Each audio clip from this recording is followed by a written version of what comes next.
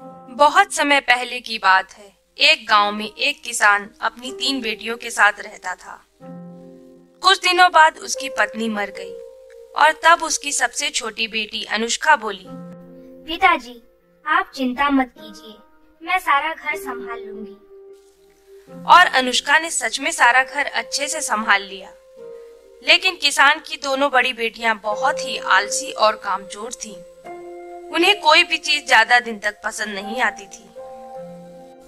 मैं आज बाहर जा रहा हूँ, तुम लोगों को कुछ चाहिए क्या? मेरे लिए एक नई पोशाक लाइएगा। मुझे भी एक पोशाक चाहिए। बेटी अनुष्का, तुमने कुछ नहीं बताया, क्या तुम्हें कुछ नहीं चाहिए? पिताजी, मेरे लिए तो बस आप एक सुनहरे पंछी का पंख ले आइएगा। अरे देखो, इस अनुष्का को तो बस एक पंख चाहिए। इसे ना तो कोई पोशाक चाहिए, ना ही कुछ और। ये पंख लगा के अपने बालों में घुमा करेगी। अनुष्का ने अपनी बहन के मजाक का कोई उत्तर नहीं दिया और अपने घर काम पे जुट गई। यह सब सुनकर किसान बाजार चला गया। उसने अपनी दोनों बेटियों के लिए पोशाक खरीदे और पंख ढूंढने निकल गया। ना जाने क्यों अनुष्का को सुनहरे पंछी का पंख ही चाहिए। सुबह से शाम हो गई पंख ढूंढते हुए, और पंख तो कहीं नहीं मिला। अब मैं घर जाकर उसको क्या जवाब दूंगा? यह सोचते हुए वो अपने घर पहुंच गया। किसान ने अपनी दोनों बेटियों को तो कपड़े दे दिए और अनुष्का से बोला, बेटी, सुनहरा पंख तो पूरे बाजार में नहीं मिला। कोई बात नहीं पिताजी, अगली बार जाइएगा तो ला दीजिएगा। कुछ दिनों बाद किसान फिर से बाजार जाने के लिए तैयार हुआ। सुनो बेटियों, मैं बाजार जा रहा हूँ, तुम लोगों को आज क्या चाहिए? पिताजी, मेरे लिए तो नए जूते ही लेते आइएगा। हाँ पिताजी, मुझे भी नए जूते ही चाहिए। अनुष्का, तुमने आज भी कुछ नहीं बताया।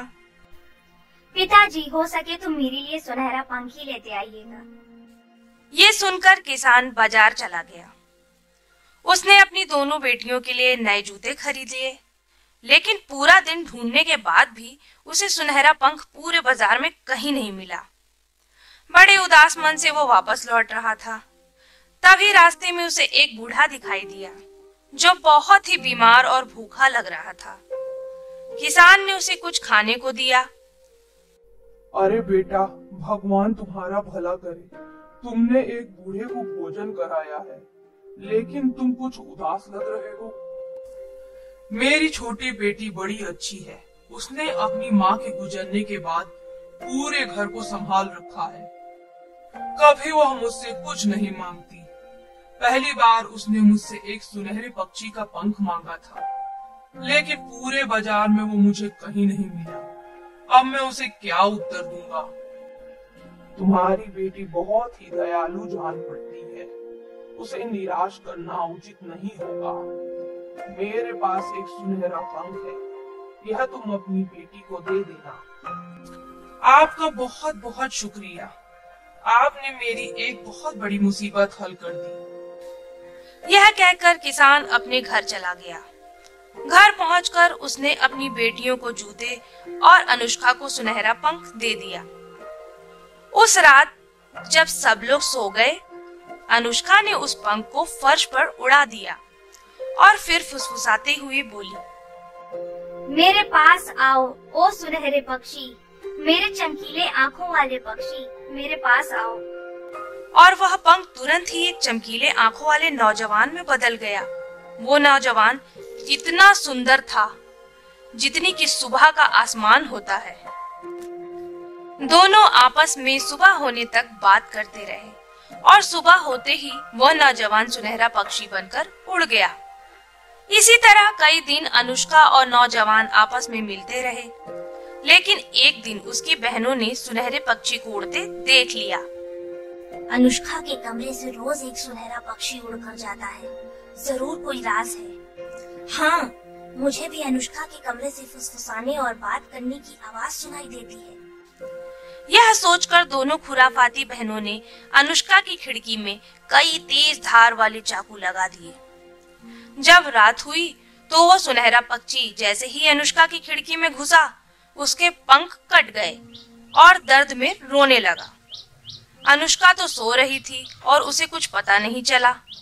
सुनहरे पक्षी ने गहरी सांस ली और बोला, अलविदा अनुष्का, अगर तुम मुझे सच्चा प्यार करती हो तो तुम मुझे फिर से पालोगी, पर इस बार मुझे पाना इतना आसान नहीं होगा। तुमको धरती के दूसरे छोर तक जाना होगा।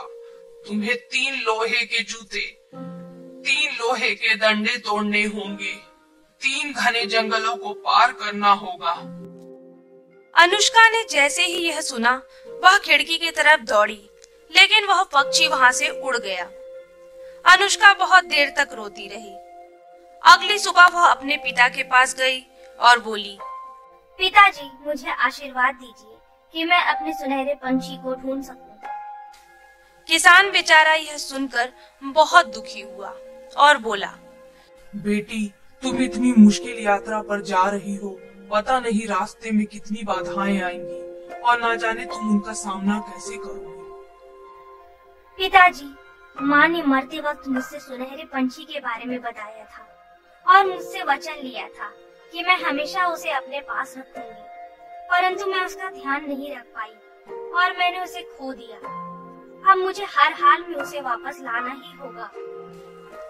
किसान ने दुखी मन से 3 लोहे के जूते बनवाए और 3 लोहे के डंडे बनवाए और अनुष्का को दे दिए। वो सब लेकर अनुष्का अपने लंबे सफर पर निकल पड़ी।